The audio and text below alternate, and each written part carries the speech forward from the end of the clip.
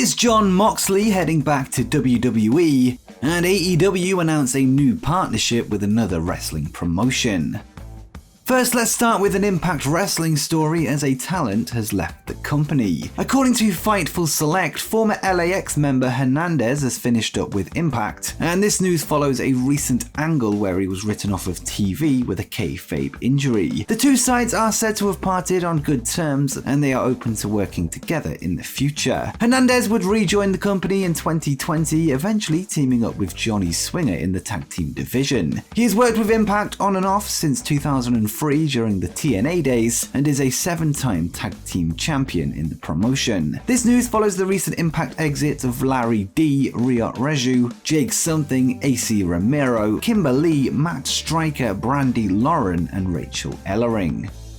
Now let's go to some news regarding WrestleMania 38, which will feature an appearance from Stone Cold Steve Austin. According to Dave Meltzer, who appeared on the Sunday Night Main Event podcast this week, Austin is said to be in fantastic shape going into the show. Meltzer would reveal that a mutual friend of theirs has spotted the Texas Rattlesnake at a recent training session, noting that they were amazed by Austin's physique. He would add that Austin is expected to take his shirt off at the show, and the 57-year-old will be involved in a fight or brawl and will be doing more than just a kick in the gut and a stunner. Stone Cold is scheduled to take part in a segment involving Kevin Owens, with him set to be a guest on the KO show. Owens has been running down Texas, the home state of Steve Austin, in recent weeks, leading to KO calling him out for an appearance on the show. Originally, reports indicated that this would be an official match, but it seems Austin wasn't willing to come out of his 2-decade-long retirement. With that said, it looks like we might be just getting the old Stone Cold back at WrestleMania 38, preserving the legacy of the toughest SOB in WWE history.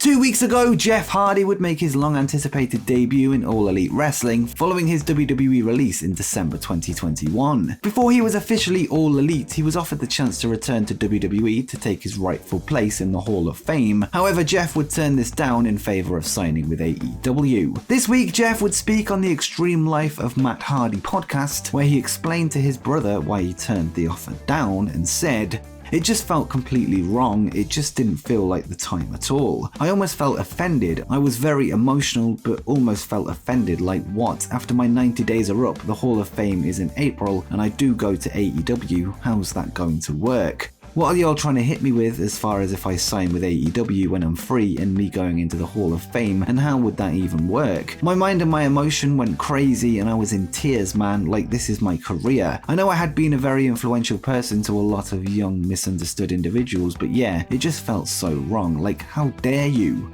I know that sounds crazy because I guess when people get offered the Hall of Fame, it's like, oh, I'm a Hall of Famer. But it's never really meant that much to me. It's not time for that, that's why it was a hard no. Especially it feels like something Matt and I should go in together as the Hardy Boys when the time is right. It was just weird, man. I still don't know how I feel about that overall. It just felt so wrong.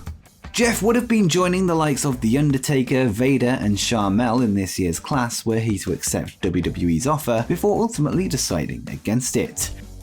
In the same interview with his brother Matt, Jeff Hardy would discuss the controversial exit from WWE that saw him leave the arena mid-match, jumping the barricade, leaving through the crowd. The incident took place at a Texas house show, leading to WWE assuming that he had relapsed back into drug use before testing him. He was then offered rehab before he said no, at which point he was released. The test results eventually came back negative, which cleared Hardy's name. In the interview, Jeff would reveal why he walked out of the show, citing a lack of feeling important within the WWE structure, and he would say, "I came back from knee surgery in front of the Performance Center to nobody. It was just weird. The best way I can describe my last few months in WWE was just glimmers of hope, like maybe I still have something, and the last glimmer of hope was the Survivor Series, which was really good. Came down to me and Seth Rollins and I almost won, and the crowd was so behind me, I felt like one of the most popular baby faces in WWE.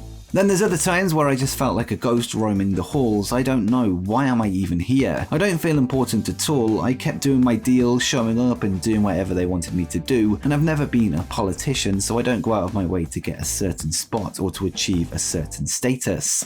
But yeah, that night in Texas, I just finished my heat, took the heat, and just said I'm ready to go. Went over the railing, disappeared into the crowd, and naturally they think I took something like drugs or whatever, but I didn't. I mean, if I was that bad, I shouldn't have never went out there, is the way I see it. Hardy would go on to detail his reasons for his unhappiness in WWE, feeling he was only there to shift merchandise for the company, and he said, "With WWE, it just felt like they were keeping me there to sell action figures, and that's one of the things. I get so much joy out of painting my face, and when I see that come out and immortalized in an action figure, I'm like, man, that's why I do this. This is so cool, and that's one thing I'm super excited about here in AEW is my first action figure with the face paint. This is exactly where I'm supposed to be right now." It felt right in the moment, so I wasn't trying to get released, just thinking about Survivor Series and how fun that was, that connection with the crowd, how they wanted me to win so bad. It just made me think back to SummerSlam. I went to SummerSlam and it was a big crowd in this stadium in Vegas, and I was there all day for nothing. I was like, why am I even here?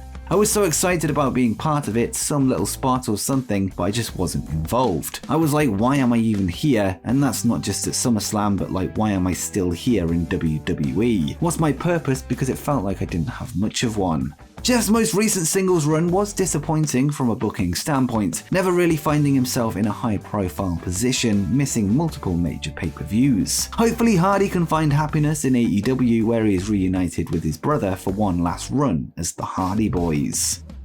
On December 10th, 2021, the WWE contract of Johnny Gargano would expire, leading to his departure from the promotion. Since then, he has remained out of the wrestling business following the birth of his first child with his wife Candice LeRae, with no return date known. Well, today it was announced that Johnny Wrestling is returning to wrestling, with him set to appear at WrestleCon during WrestleMania weekend. Gargano would break the news on Twitter and said, "Doing signings at Access was one of my favorite parts of WrestleMania weekend, so much so that I would always ask to do extra sessions if someone couldn't do it. Believe it or not, I've never done a WrestleCon, so it felt like a good time. Excited to see all of you in Dallas."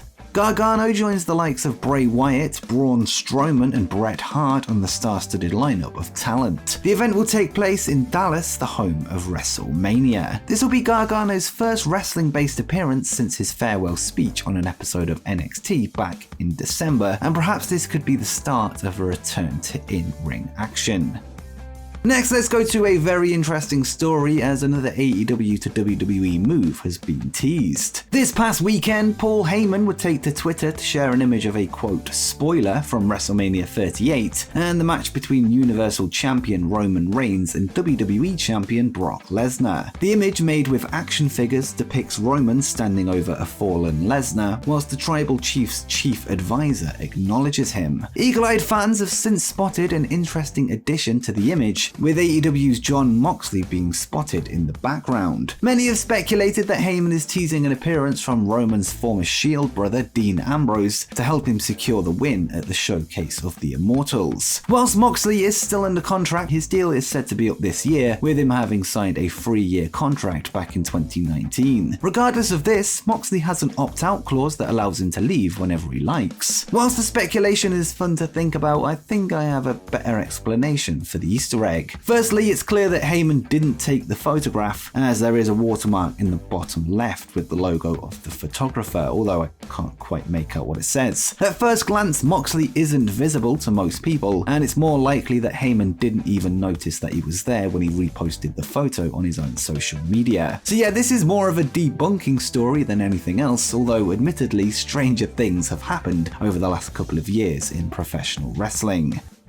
And finally, let's go to some AEW news as a brand new partnership has been announced with another wrestling promotion. This weekend, it was revealed that AEW have begun a working relationship with DDT Pro Wrestling in Japan, with them set to share talent back and forth in the coming months. AEW Vice President of Talent Relations Christopher Daniels would make the announcement via a video on the DDT official Twitter account, where he would say, I'd like to say congratulations to DDT for their 25th anniversary, and I'd like to also announce that AEW and DDT have come to an agreement to bring DDT's wrestlers to the United States of America, and I for one am looking forward to introducing the top talent from DDT to the American wrestling fanbase. The news follows AEW president Tony Khan's recent acquisition of Ring of Honor, with the promotion having worked with the likes of New Japan Pro Wrestling, Impact Wrestling, NWA, and the Oriental Wrestling Entertainment in the past. DDT is known for being the place that Kenny Omega and Kota Ibushi broke through as a tag team known as the Golden Lovers, where they won tag and singles gold. Omega likely played a big part in the deal, and it'll be interesting to see the level of talent that heads to AEW, with DDT being the home of young up-and-comers as well as legends like Jun Akiyama. Interestingly, Akiyama is Eddie Kingston's dream opponent, so perhaps that could be a match we see somewhere down the line.